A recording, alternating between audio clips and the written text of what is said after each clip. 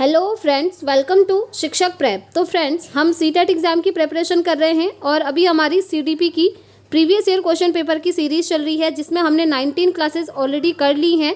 आज हमारी 20वीं क्लास है। तो चलिए स्टार्ट करते हैं आज की क्लास और लगा लेते हैं आज की क्लास के क्वेश्चंस के सेट। और ये जो है फ्रेंड्स सीरीज़ आपकी पेपर 1 पेपर 2 दोनों के लिए ही ये है।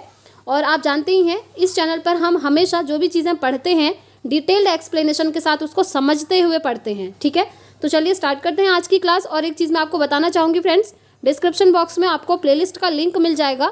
वहाँ पर वो जो प्लेलिस्ट बनी है ना, उसमें सारी क्लासेस मैंने एक साथ ऐड ऑन कर दी हैं जिससे कि आपको पढ़ने में आसानी रहेगी। और आप में से काफ़ी सारे स्टूडेंट्स के कमेंट्स भी आ रहे थे नोट्स के लिए। तो देखिए सीडीपी के हैंड रिटन नोट्स अवेलेबल हैं बिल्कुल। मैंने आपको नंबर भी बताया था कि उस पर व्हाट्सअप करना है।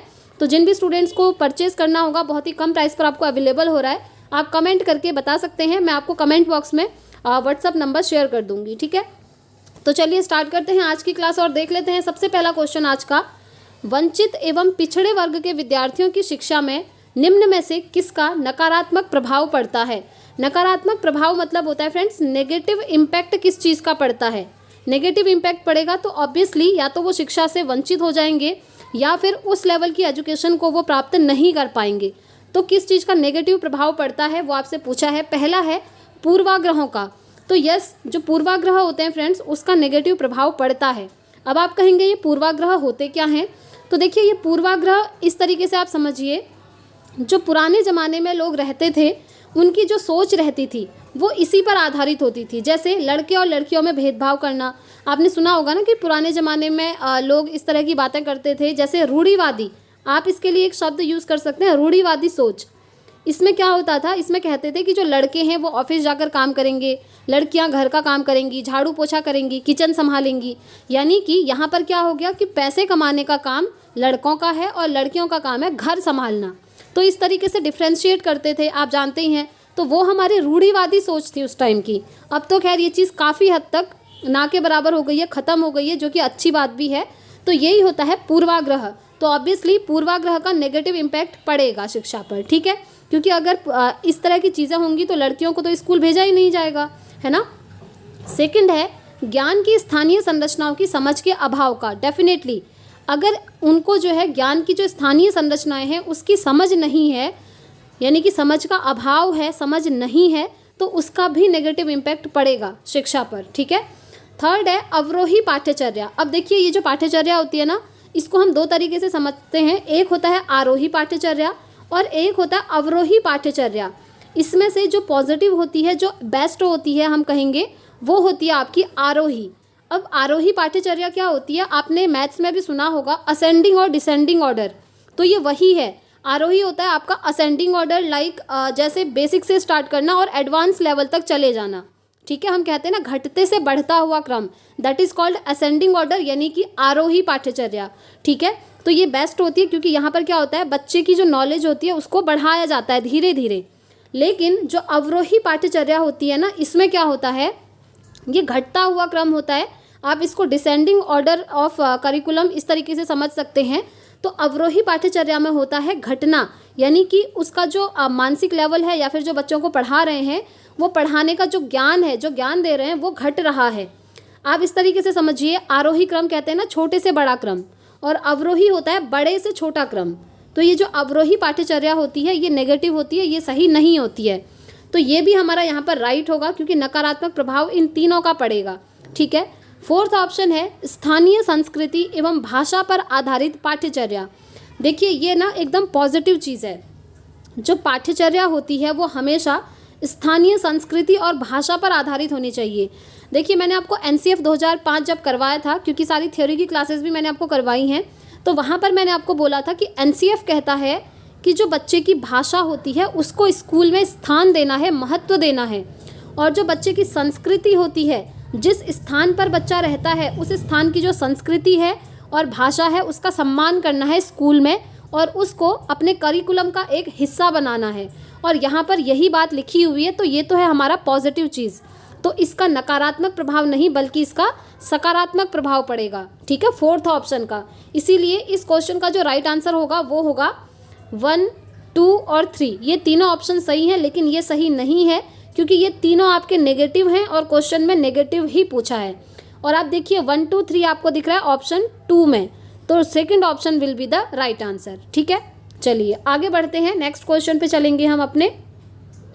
निम्नलिखित में से कौन सा प्रेरणा के स्रोत और प्रेरणा के प्रकार का सही मिलान युग्म है? देखिए मैंने आपको अच्छी तरीके से समझाया भी है, थ्योरी की क्लासेस आपने देखी हैं तो पता होगा, नहीं भी देखी हैं तो कोई प्रॉब्लम नहीं है, हर क्वेश्चन को मैं आपको डिटेल्ड जो थ्योरी है ना उसके साथ कनेक्ट करके पढ़ा रही हूँ। तो देखिए पहला आंतरिक प्रेरणा, ये सभी आंतरिक प्रेरणा लिखी हैं और ये एग्जाम्पल दिए हैं, तो इसमें से आपसे पूछा है कि कौन सा सही है यहाँ पर। अब देखिए 3 ऑप्शन ऐसे होंगे जो सही नहीं होंगे, जो आंतरिक प्रेरणा से संबंधित नहीं होंगे। सबसे पहले यहाँ पर देखिए जिज्ञासा। अब मैं आपको पहले ये बता देती हूँ कि ये होता क्या है। देखिए जो प्रेरणा होती है ना, इसको हम अभिप्रेरणा भी कहते हैं। तो ये 2 प्रकार की होती है, एक होती है आंतरिक और एक होती है बाह्य। आंतरिक आपसे यहाँ पर क्वेश्चन में पूछी हुई है।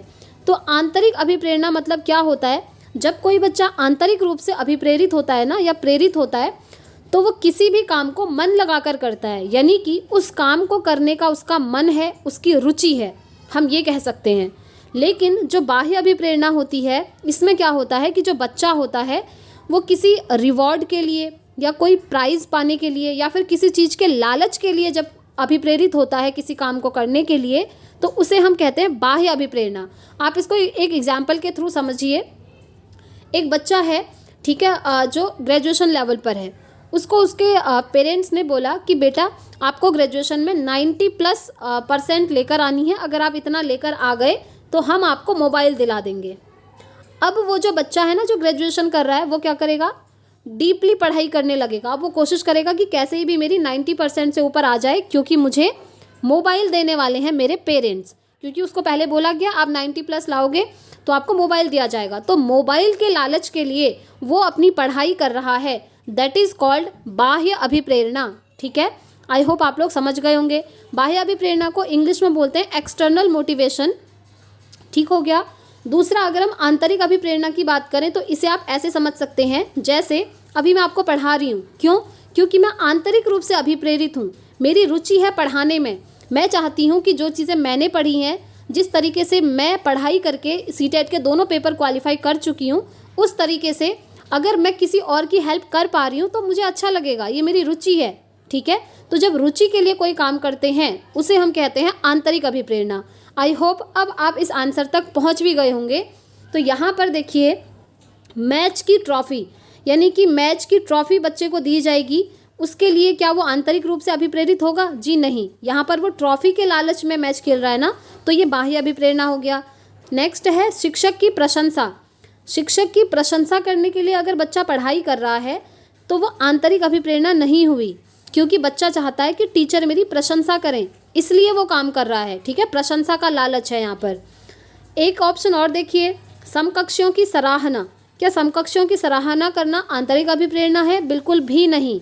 ठीक है, लेकिन जो आप जिज्ञासा देख रहे हैं, क्यूरियोसिटी देख रहे हैं, वो आपके मन से कनेक्टेड होती है, ये डेफिनेटली आंतरिक अभिप्रेरणा है। क्यों? क्योंकि जैसे देखिए आप लोग अभी पढ़ाई कर रहे हैं, आप में से काफ़ी सारे स्टूडेंट्स इसलिए भी पढ़ रहे होंगे। देखिए 2 चीज़ें होती हैं, एक तो होता है कि मुझे सीटेट क्वालिफाई करना है इसलिए पढ़ रही हूँ, एक होता है कि मेरा सीडीपी सब्जेक्ट में बहुत अच्छा इंटरेस्ट है, मुझे मज़ा आ रहा है पढ़ने में, तो कॉन्सेप्ट समझने के लिए मैं पढ़ रहा हूँ या पढ़ रही हूँ। तो रुचि के लिए जो आप काम करते हैं दैट इज़ कॉल्ड आंतरिक अभिप्रेरणा। और क्यूरियोसिटी यानी कि जिज्ञासा भी आपकी मन से ही उत्पन्न होती है पढ़ने के लिए या किसी भी काम को करने के लिए। ठीक है, यहाँ पर आपको कोई रिवॉर्ड या प्राइज़, कोई पुरस्कार नहीं मिलने वाला है। तो यही होता है आपका आंतरिक अभिप्रेरणा। और हमेशा जब भी पूछे कि कौन सी बेस्ट होती है तो आप कहेंगे आंतरिक अभिप्रेरणा बेस्ट होती है, बाह्य नहीं होती है। चलिए आगे बढ़ते हैं, नेक्स्ट क्वेश्चन। प्रसिद्ध मनोविज्ञानी जीन पियाजे के अनुसार ज्ञानेंद्रियों का विकास किस अवस्था में होता है? अब देखिए यहाँ पर पियाजे की थियोरी से क्वेश्चन पूछा है, बहुत इजी क्वेश्चन है, मैंने आपको करवाया भी है। आपको ध्यान रखना है, जीन पियाजे ने विकास के 4 स्टेप बताए थे, है ना। डीपली तो मैंने करवा दिया है, वैसे मैं बता देती हूँ, मैंने न्यूमोनिक से आपको याद करवाया था। जिन भी स्टूडेंट्स ने नोट्स लिए हैं उन्होंने देखा होगा, एकदम न्यूमोनिक के साथ, ट्रिक के साथ मैंने सब कुछ बनाया हुआ है ताकि आपको याद करने में ईजी हो। ठीक है, जैसे बच्चे की जो विकास है, विकास की अवस्थाएं उन्होंने 4 बताई। पहली सेंसरी मोटर, दूसरी प्री ऑपरेशनल, तीसरी कॉन्क्रीट ऑपरेशनल, चौथी फॉर्मल ऑपरेशनल। अब इसमें से ये जो पहली है ना, सेंसरी मोटर स्टेज, इसे हम हिंदी में बोलते हैं संवेदनात्मक स्थिति की अवस्था या फिर संवेदी गामक अवस्था भी कह देते हैं। ठीक हो गया, और यही इसका राइट आंसर भी है। अब कैसे है वो मैं आपको बताती हूँ। ये न्यूमोनिक है फ्रेंड्स, SPCF, अगर आप लोग चाहें तो नोट करके याद कर सकते हैं। तो यहाँ पर जो पहली स्टेज है ना, सेंसरी मोटर की स्टेज, इस स्टेज में क्या होता है कि जो बच्चे की ज्ञानेंद्रियाँ होती हैं, आप जानते ही हैं मुख्य जो ज्ञानेंद्रियाँ होती हैं, हमारी इंद्रियाँ होती हैं, क्या होती हैं, आँख, कान, नाक, ये सब आप जानते ही हैं, है ना। तो उनका विकास करना सेंसरी मोटर की स्टेज में ही आता है पियाजे के अनुसार, और ये विकास की पहली अवस्था है या पहला चरण है, आप कह सकते हैं पियाजे के अनुसार। ठीक है, तो ये हो गया आपका ऑप्शन सेकंड। आगे बढ़ते हैं, नेक्स्ट क्वेश्चन। ये बेसिकली एक फैक्चुअल क्वेश्चन था फ्रेंड्स, क्योंकि यहाँ पर एग्जैक्ट लक्षण बताए हैं पियाजे ने कि किस स्टेज में क्या होगा। ये सारी चीज़ें ये आपको एज इट इज़ याद रखनी पड़ेंगी। ठीक है, जैसे ज्ञानेंद्रियों का विकास के पहले चरण में हो गया, सेंसरी मोटर में यानी कि संवेदी गामक अवस्था में। चलिए आगे बढ़ते हैं नेक्स्ट क्वेश्चन पे। सामाजिक निर्माणवादी सिद्धांतवादी बच्चे को किस तरह देखते हैं? किस तरह देखते हैं आपको बताना है। पहला है एक कोरी पट्टी के रूप में। जी नहीं, कोरी पट्टी मतलब हो गया कि ब्लैंक स्लेट है, यानी कि उन्हें कुछ नहीं आता है। ऐसा नहीं होता है ना, जब बच्चा स्कूल जाता है तो उसे कुछ भी नहीं तो अपने घर की लैंग्वेज बोलनी तो आती है, तो आप उसको ब्लैंक स्लेट या कोरी पट्टी नहीं कह सकते हैं। सेकंड है ज्ञान के निष्क्रिय प्राप्तकर्ता। निष्क्रिय नहीं, बल्कि ये मानते हैं सामाजिक निर्माणवादी सिद्धांतवादी मानते हैं कि बच्चे क्या होते हैं, ज्ञान के सक्रिय प्राप्तकर्ता होते हैं, एक्टिव लर्नर होते हैं। ठीक है, निष्क्रिय तो नेगेटिव चीज़ हो गई, यानी कि उनका मन ही नहीं है इसमें, तो ये भी बाहर हो गया। थर्ड ऑप्शन है ज्ञान के निर्माण में शामिल सक्रिय प्राणी। देखिए अभी मैंने आपको बोला था ना, यही इसका राइट आंसर है, क्योंकि निष्क्रिय नहीं बल्कि सक्रिय होते हैं। कहने का मतलब है जो सामाजिक निर्माणवादी होते हैं ना, वो कहते हैं कि बच्चे ज्ञान का निर्माण खुद कर सकते हैं, और वो तब कर सकते हैं जब वो सक्रिय होंगे। सक्रिय होना मतलब होता है एक्टिव होना, किसी भी काम को करने के लिए एक्टिव होना। जैसे अभी आप ये वीडियो देख रहे हैं, आप इस कॉन्सेप्ट को समझने के लिए एक्टिव हैं, आपकी रुचि है, आपका पूरा फोकस है, इसलिए आप इसको समझ पा रहे हैं, यही होता है सक्रिय होना। ठीक है, तो जब बच्चा पूरी तरीके से सक्रिय होगा और ज्ञान का निर्माण भी वो खुद ही करता है, ऐसा कहते हैं सामाजिक निर्माणवादी। तो थर्ड ऑप्शन यहाँ पर बिल्कुल सही हो जाएगा। आगे बढ़ते हैं, नेक्स्ट क्वेश्चन देखिए। समावेशी शिक्षा समर्थन करती है। समावेशी शिक्षा क्या होती है? इंग्लिश में बोलते हैं इंक्लूसिव एजुकेशन, जिसमें हर तरह के बच्चों को एक साथ पढ़ाया जाता है। अब देखिए बच्चे तो विभिन्न प्रकार के होते हैं क्लासरूम में, है ना। हर बच्चे की संस्कृति अलग होती है, हर बच्चे की मदर टंग अलग होती है, हर बच्चे का स्वभाव अलग हो सकता है, यानी कि डिफ्रेंशिएशन बहुत सारे होते हैं। लेकिन जब बच्चा स्कूल में आ जाता है तो उन डिफ्रेंशिएशन को ध्यान में रख करके बच्चों को नहीं पढ़ाते हैं, बल्कि सभी को समान रूप से शिक्षा दी जाती है, चाहे वो बच्चा विशिष्ट हो, चाहे मूर्ख बुद्धि का हो, चाहे प्रतिभाशाली हो, कुछ भी हो। ठीक है, सभी को एक साथ मिलाकर पढ़ाना यही कहलाता है समावेशी शिक्षा। तो आपसे पूछा है कि समावेशी शिक्षा किस चीज़ का समर्थन करती है। पहला है असमर्थ बालकों हेतु अलग खेल के मैदान का। जी नहीं, मैंने अभी आपको बताया बच्चों को ना अलग खिला सकते हैं आप, ना ही उनको अलग पढ़ा सकते हैं, तो अलग मैदान ये यहाँ से बाहर हो गया, एलिमिनेट हो गया।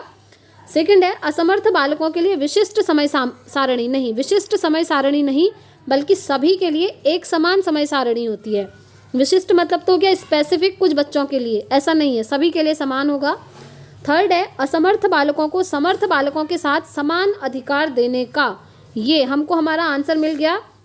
जो असमर्थ बालक हैं उनको भी समर्थ बालकों के साथ समान अधिकार दिए जाएंगे, क्योंकि समावेशी शिक्षा कहती है कि हर बच्चा एक समान है और हर बच्चे का एक समान अधिकार है ज्ञान को ग्रहण करने का। ठीक है, यही इसका राइट आंसर होगा। फोर्थ ऑप्शन देख लीजिए एक बार। असमर्थ बालकों के लिए समर्थ बालकों के विद्यालय में अलग कक्ष नहीं। मैंने आपको बताया है अलग तो करना ही नहीं है, क्योंकि सभी के लिए समान अधिकार है। तो थर्ड ऑप्शन इसका राइट आंसर हो जाएगा। आगे बढ़ते हैं, नेक्स्ट क्वेश्चन देख लीजिए। विकास का शीर्षगामी सिद्धांत प्रतिपादित करता है कि। ये मैंने आपको बहुत बार करवाया भी है। तो देखिए शीर्षगामी सिद्धांत क्या प्रतिपादित करता है, ये आपसे पूछा है।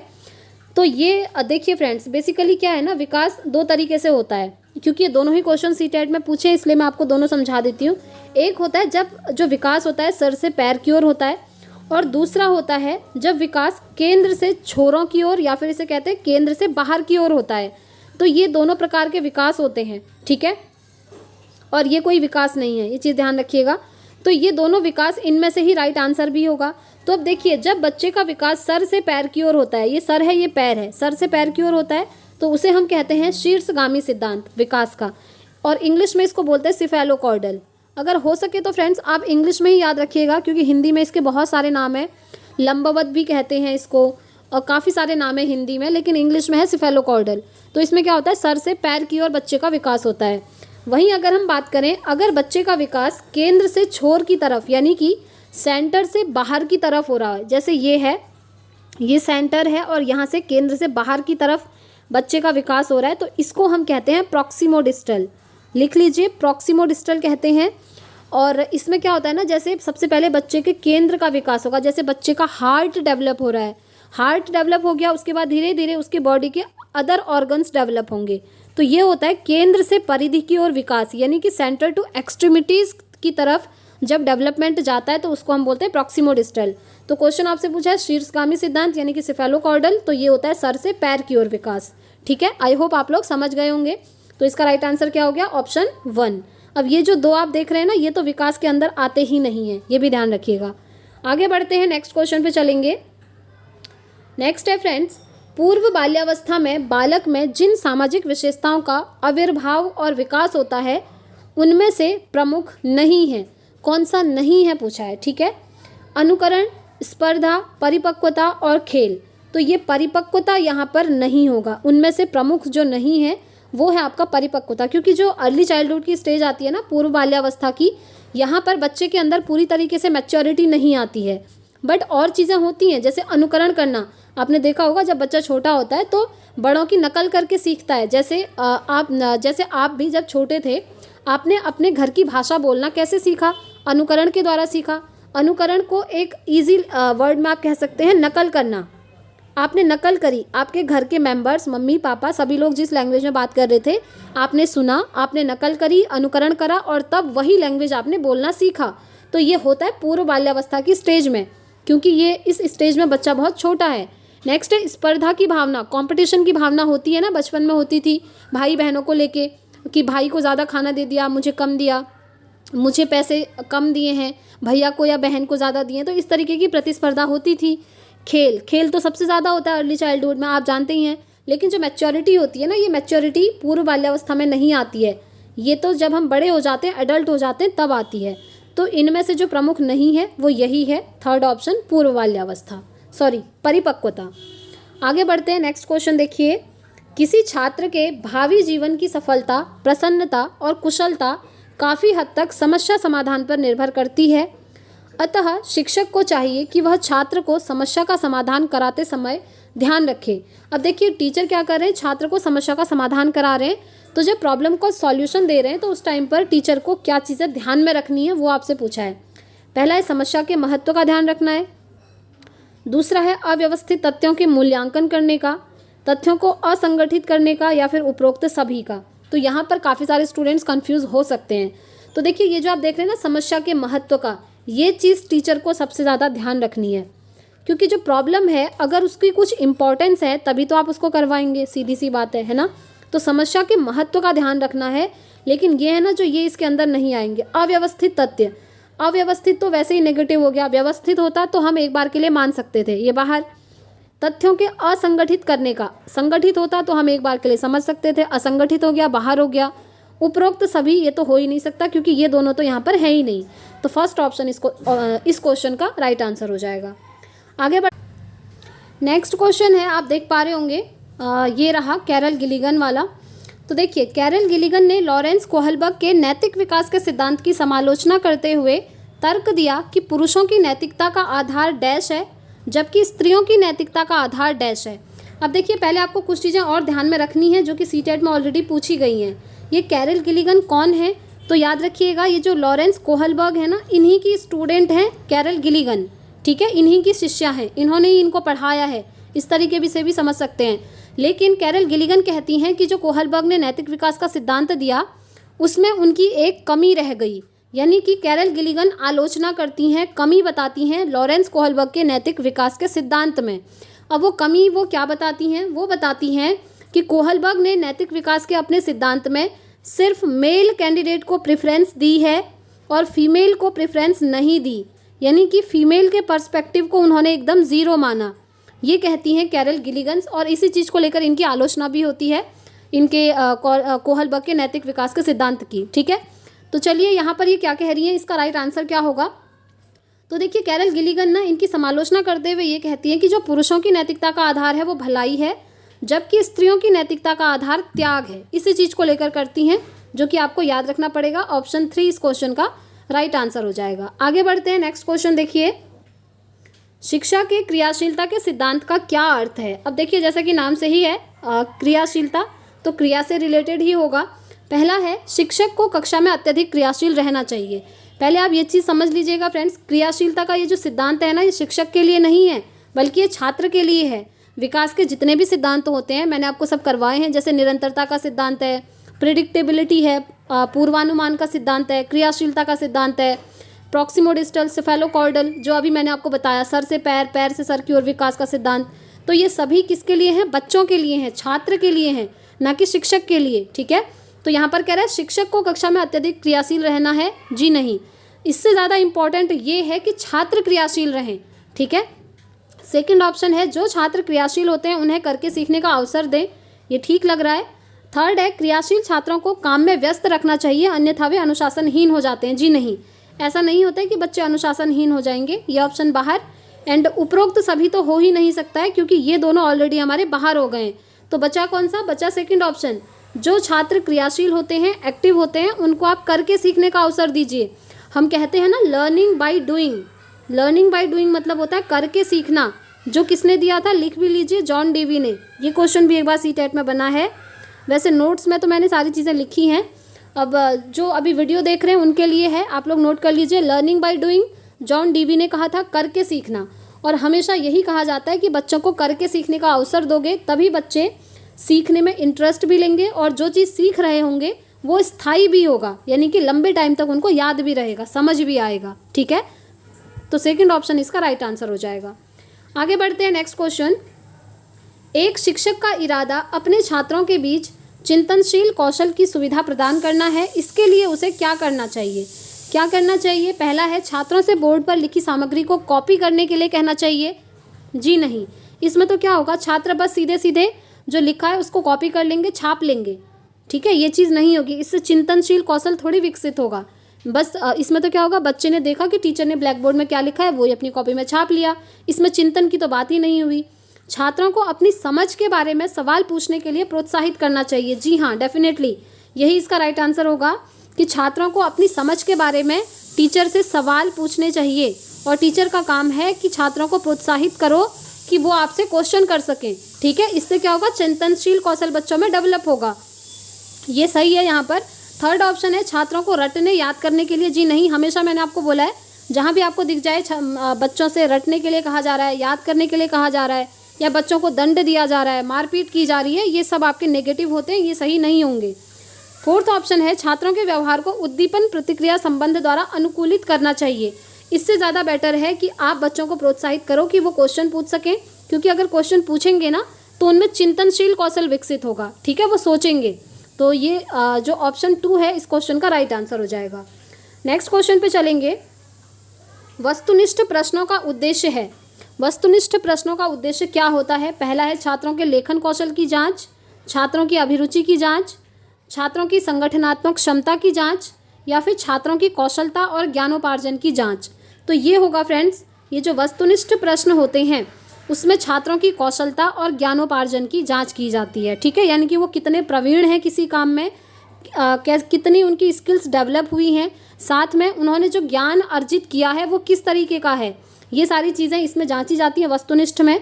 और एक चीज़ ध्यान रखिएगा, वस्तुनिष्ठ प्रकार के जो क्वेश्चन होते हैं उसमें लंबे लंबे आंसर्स होते हैं, लेकिन जो व्यक्तिनिष्ठ प्रकार के क्वेश्चन होते हैं उनमें एक क्वेश्चन का सिर्फ एक ही आंसर होता है।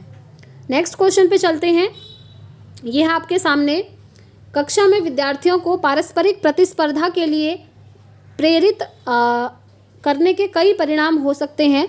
आपके अनुसार निम्न में से कौन से प्रभाव बच्चों के विकास में हानिकारक हैं। देखिए, मैंने आपको हमेशा बोला है कि प्रतिस्पर्धा, कंपटीशन की भावना कभी भी बच्चों में पैदा नहीं करनी है। सेम ऐसा ही एक स्पर्धा वाला क्वेश्चन आई थिंक 2nd या 3rd नंबर में ऊपर आया था, तो उसमें भी मैंने आपको समझाया था कि बच्चों के बीच में प्रतिस्पर्धा नहीं करनी है।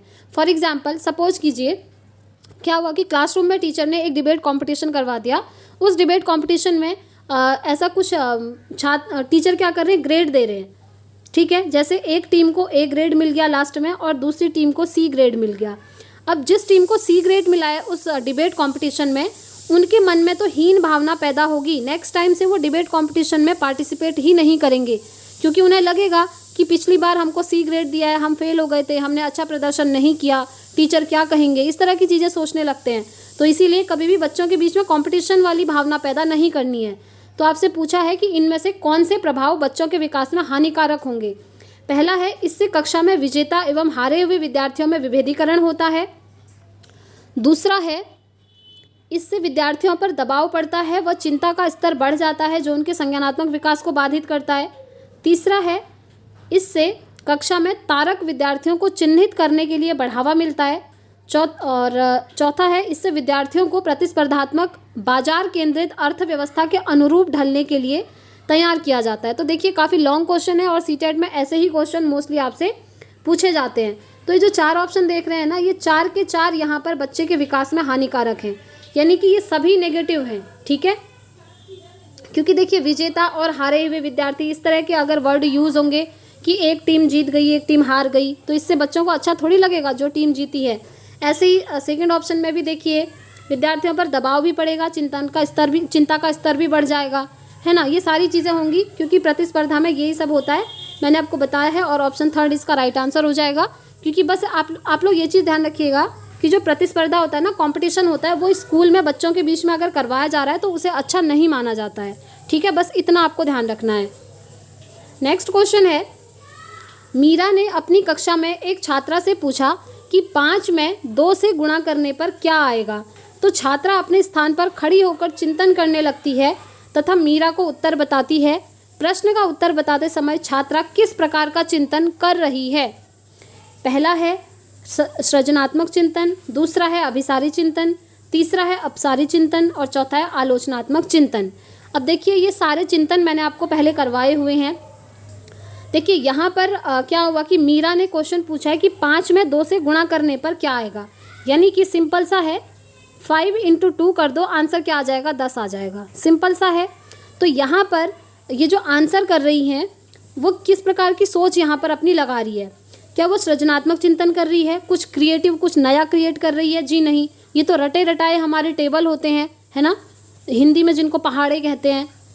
सेकंड है अभिसारी चिंतन। अभिसारी चिंतन मतलब होता है कोई एक क्वेश्चन है, उसका बस एक आंसर है जहाँ पर आपको ज़्यादा सोचना नहीं पड़े, और यही इस क्वेश्चन का राइट आंसर है। क्योंकि यहाँ पर ऐसा तो है नहीं कि वो जो है पहले सोचेगी कि 5 × 2 10 तो नहीं होगा, 20 तो नहीं होगा, 15 तो नहीं होगा, ऐसा तो नहीं सोच सकती है क्योंकि ये सिंपल है ना।